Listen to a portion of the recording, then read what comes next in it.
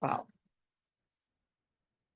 Chapter 29, Rabindranath Tagore and Compare School, and I Compare Schools. Rabindranath Tagore taught us to sing as a natural form of self-expression, as effortlessly as birds. Bolanath, a bright 14-year-old lad at my Ranchi school, gave me that explanation after I had complimented him one morning on his melodious outbursts. With or without provocation, the boy poured forth a tuneful stream. He had previously attended the famous Tagore school, Santini Ketan, Haven of Peace in Bhopal. The songs of Rabindranath have been on my lips since early youth, I told my companion. All Bengalis, even the unlettered peasants, delight in his lofty verse. Bola and I sang together a few refrains from Tagore, who set to music thousands of Indian poems, some of his own composition and others of ancient origin. I met Rabindranath soon after he had received the Nobel Prize for Literature. I remarked after our vocalizing. I was drawn to visit him because I admired his undiplomatic courage in disposing of his literary critics. I chuckled. Bola, curious, inquired the story. The scholars severely flayed Tagore for introducing a new style into Bengali poetry, I began. He mixed colloquial and classical expressions, ignoring all the prescribed limitation dear to the pundits' hearts. His songs embody deep philosophic truth in emotionally appealing terms, with little regard for the accepted literary forms. An influential critic spitefully referred to Rabindranath as a pigeon poet who sold his cooings in print for a rupee. But Tagore's revenge was at hand. The whole Western literary world paid homage at his feet soon after he himself had translated into English his Gatangali song offerings. A transload of pundits, including his one-time critics, went to Santiniketan to offer their congratulations. Rabindranath received his guests only after an intentionally long delay, and then heard their praise in stoic silence. Finally, he turned against them their own habitual weapons of criticism. Gentlemen, he said, the fragrant honors you here bestowed are incongruously mingled with the putrid odors of your past contempt. Is there possibly any connection between my award of the Nobel Prize and your suddenly acute powers of appreciation? I am still the same poet who displeased you when I first offered my humble flowers at the shrine of Bengal. The newspapers published an account of the bald chastisement given by Tagore. I admired the outspoken words of a man unhypnotized by flattery, he went on. I was introduced to Rabindranath in Calcutta by his secretary, Mr. C.F. Andrews, who was simply attired in a Bengali dhoti. He referred lovingly to Tagore as Guru Deva. And here's a footnote about Mr. C.F. Andrews. He was an English writer and publicist, close friend of Mahatma Gandhi. Mr. Andrews is honored in India for his many services in his adopted land. Rabindranath received me graciously. He emanated an aura of charm, culture, and courtliness.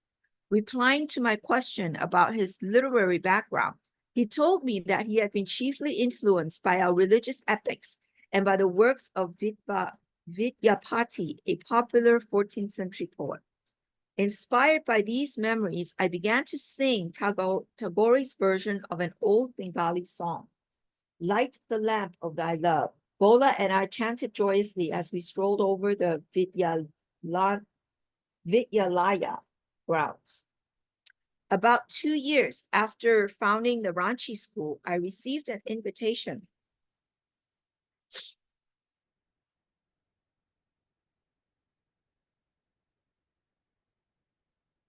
Oh, sorry. My allergies acting up. Okay, about 2 years after founding the Ranchi school, I received an invitation from Rabindranath to visit him at Santiniketan and discuss our educational ideals. I went gladly. The poet was seated in his study when I entered. I thought then, as at our first meeting, that he was as striking a model of superb manhood as any painter could desire. His beautifully chiseled face, notably patrician, was framed in long hair and flowing beard, large melting eyes, an angelic smile, a voice of flute-like quality that was literally enchanting. Stalwart, tall, and grave, he combined an almost womanly tenderness with the delightful spontaneity of a child. No realized conception of a poet could find more suitable embodiment than in this gentle singer.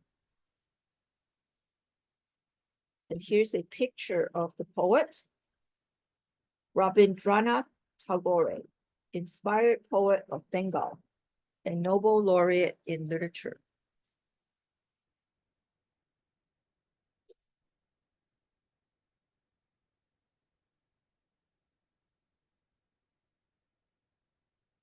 Tagore and I were soon deep in a comparative study of our schools, both founded along unorthodox lines. We discovered many identical features: outdoor instruction, simplicity, ample scope for the child's creative spirit. Rabindranath,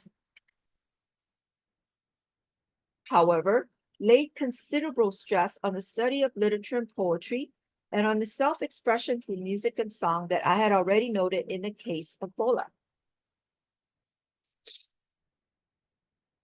The Santiniketan children observed periods of silence, but were given no special yoga training.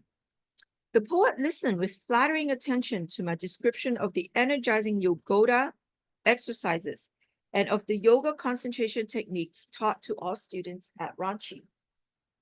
Tagore told me of his own early educational struggles. I fled from school after the 8th grade, he said, laughing. I could readily understand how his innate poetic delicacy would be affronted by the dreary disciplinary atmosphere of the schoolroom. That is why I opened Santiniketan under the shady trees and the glories of the sky. He motioned eloquently to a little group studying in the beautiful garden. A child is in his natural setting amidst the flowers and the songbirds. There he may more easily express the hidden wealth of his individual endowment. True education is not pumped and crammed in from outward sources, but aids in bringing to the surface the infinite hoard of wisdom within. Here's a footnote about that. The soul having been often born, or as the Hindus say, traveling the path of existence through thousands of births, there is nothing of which she has not gained the knowledge. No wonder that she is able to recollect what formerly she knew, for inquiry and learning is reminiscence of all. Emerson, Representative Men. I agreed and added, in ordinary schools, the idealistic and hero-worshipping instincts of the young are starved on an exclusive diet of statistics and chronological eras.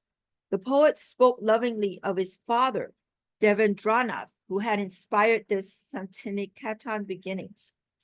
Father presented me with his fertile land, where he had already built a guest house and temple.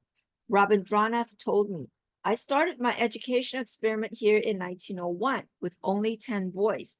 The 8,000 pounds that came with the Nobel Prize all went for the upkeep of the school. The elder Tagore, Devendranath, known far and wide,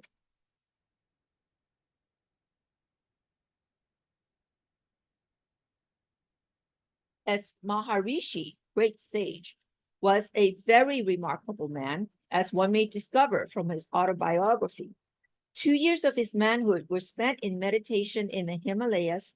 In turn, his father, Yogananda Tagore, had been celebrated throughout Bengal for his munificent public benefactors. From his illustrious tree has sprung a family of geniuses. Not Rabindranath alone, all his relatives have distinguished themselves in creative expression. His nephews, Gogodendra, and Abanindra are among the foremost artists of India. Rabindranath's brother, Dwijendra, was a deep-seeing philosopher, beloved even by birds and woodland creatures. Here is a footnote about the relatives. Rabindranath, too, in his 60s, engaged in a serious study of painting. His work was exhibited some years ago in European capitals and in New York.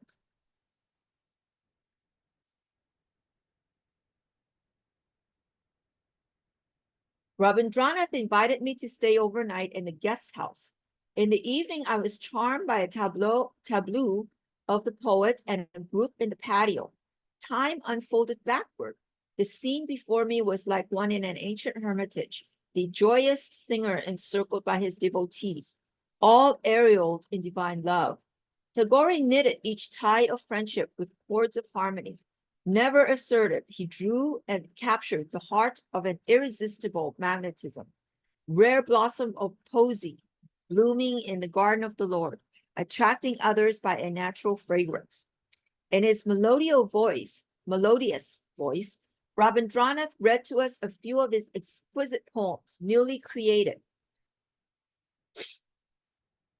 Most of his songs and plays, written for the delectation of his students, have been composed at Santiniketan.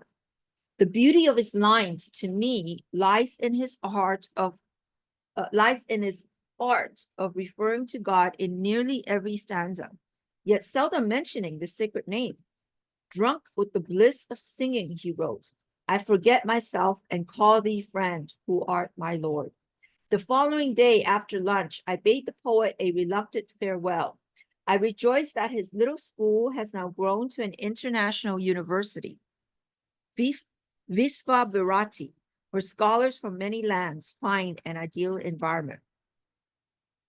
Here's a footnote about that. Although the beloved poet died in 1941, his Visva Bharati institution is still flourishing. In January 1950, 65 teachers and students from Santiniketan paid a 10-day visit to the Yogoda Satsanga school in Ranchi. The group was headed by Sri S.N. Bosal, rector of the school department of Visva Bharati. The guests gave great pleasure to the Ranchi students by a dramatic performance of Rabindranath's beautiful poem, Hujurini. Where the mind is without fear and the head is held high, where knowledge is free, where the world has not been broken up into fragments by narrow domestic walls, where words come out from the depth of truth, where tireless striving stretches its arms toward perfection, where the clear stream of reason has not lost its way into the dreary desert sand of dead habit. No dead habit. No dead rabbits here, dead habits. Okay. Sorry about that. Where the mind is led forward by thee into ever-widening thought and action. Into that heaven of freedom, my father, let my country awake. Rabindranath Tagore. There's a footnote about that. It's that poem is from Gitanjali Macmillan Company. A thoughtful study of the poet will be found in the philosophy of Rabindranath Tagore by the celebrated scholar Sir S. Radhakrishnan, Macmillan, 1918. End of chapter